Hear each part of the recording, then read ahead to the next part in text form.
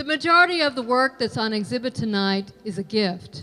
It's a gift from two very generous people, Patricia and Carmine DeVivi. This is a major contribution to Mexicarte Museum. 300 and something masks that they donated, valued at several hundreds of thousands of dollars.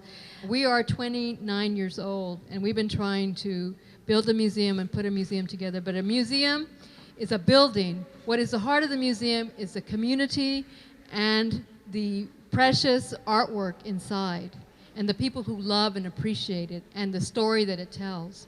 And this now serves as a major anchor for our future. And this is going to help propel our project towards building a beautiful building. And you, Patricia and Carmine, are going to make that are helping us going to make that happen. Thank you so much. With any major collector, how did you begin acquiring these pieces, and why Mexican masks? Why Mexican dance masks? Why ceremonial masks? The human face has always been something that has interested me. So the first time we went to Mexico, Pat and I, we went to Lagunilla in Mexico City, and I saw these 3 masks on the ground, and I thought, I've got to own those. They're just something really special. So I bought those 3, and as a result of buying those 3, I ended up having a collection of masks that every time I turned around, I'd find another mask, and every time I'd go to Mexico, I'd buy another piece, or 2 or 3 or 4 or 5. It got to the point where, you know, they all start to own you rather than you own them. And I think we've all experienced that. The thing that I do want to point out is the fact that masks that are reproductions of the human form, the minute you put a mask on, you become something else. You act like something else. You interpret the situation differently. That's probably one of the most important things to know about masks. A mask is an interpretation of your soul and the way you think and the way you perform and the way you respond. What region and what specific dance really caught your attention and that you started collecting more of? Is there a specific interpretation or holiday mask that you gravitate towards? You know, that's an interesting question, simply because every trip that I made to Mexico, and I would go down often, the easiest thing that I would experience every time I went was to find out where a dance was being performed. I would try to search them out so that I could watch the dances, understand what they were doing. The only dance that I saw where they didn't just shuffle all night was the dance of the vaqueros on the wall over there, and those are all formed leather. The appendages are all wooden. But I happened to be in this village in Guerrero where I saw this dance being performed, and all the riders came out on horseback. It's called La Danza de Vaqueros. And they all came out in black shrouds with just these heads with the ribbons flying.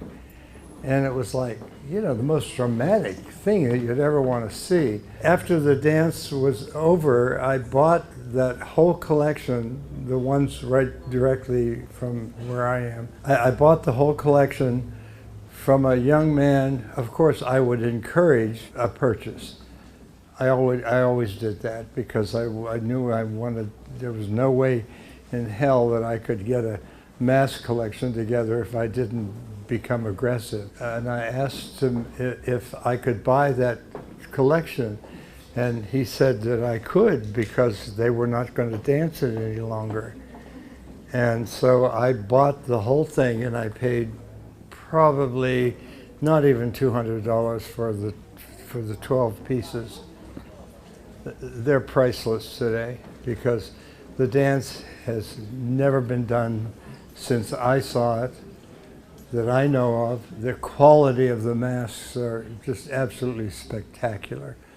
because they're formed leather. The highlights the feeling of the flesh in the pieces. They emphasize not only the scorpion, which is often emphasized in Mexican mask making, but they also emphasized, it was always Jesus Cristo, the Christ image. You always found that. At some point you would find that in the dance, and it would have something to do with Jesus Christ. And I always found that to be really wonderful and very warming as well. Great. Well, a lot of the masks that you see in the exhibition, there are contemporary versions of that practice, and they're available on our YouTube channel. If you go to Official Mexicarte, you can see a lot of the dances practiced in contemporary versions. They're not going to be in as ornate wood masks and things like that. It's going to be more handmade and plastics, but it's very similar or altered versions of these ancient dances, and a lot of them are affiliated with Catholic practices and dogmas and ideologies, because a lot of the dramas were used as conversion practices for the indigenous groups. So each of the masks definitely have a specific agenda, and not necessarily specifically, oh, we need you to be Christian, but a lot of the indigenous groups reformed those ideas. Sometimes they rewrote history. A lot of these masks aren't necessarily static objects. They're not dead. They're still alive, and they're still practiced, and it still exemplifies the beauty of what is Mexico and the reforming of a history that's not necessarily about being colonized, but about retaking and reclaiming an identity and making it your own. And so with that, I wanted to thank Mr. DeVivi for giving us the insider information, and I want you to also please enjoy the exhibition. And if you'd like to see those contemporary dances, each of the labels that have contemporary versions have QR codes, so you just scan them with your cell phone. You can see a playlist of that we've created. So if you have any other questions, I will be available, and Mr. DeVivi will also be here too, and thank you for coming.